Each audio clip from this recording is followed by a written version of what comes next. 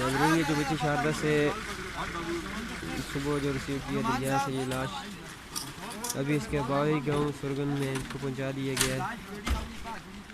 लोगों ने अपनी मदद आपके तहत वहाँ से निकाला है। शारदा के जो नौजवान थे GSP न्यूज़ के अख्तर अयूब ब्यूरो चीफ हैं, उन्होंने हिम्मत करके दरिया की तेज़ मौजों को सीने से लगाते हुए बच्ची को रिसीव किया और अब जो है इनके वरसा तक बच्ची की लाश को पहुंचा दिया गया है। ये मनाज़र आप देख रहे हैं।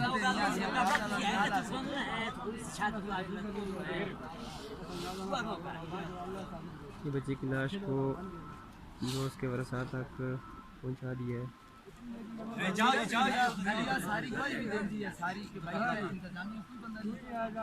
इंतज़ामिया को कोई बंदा वहाँ पे मौजूद नहीं था। फ़ोने किए हैं, पुलिस वालों को फ़ोने किए, रिश्ते वालों को फ़ोने किए, लेकिन वहाँ पे कोई मौजूद नहीं हुआ।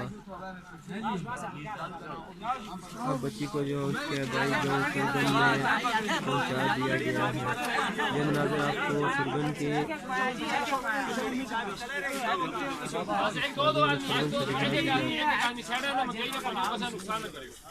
पीछे लम्बा देखा ले पीछे लम्बा देखा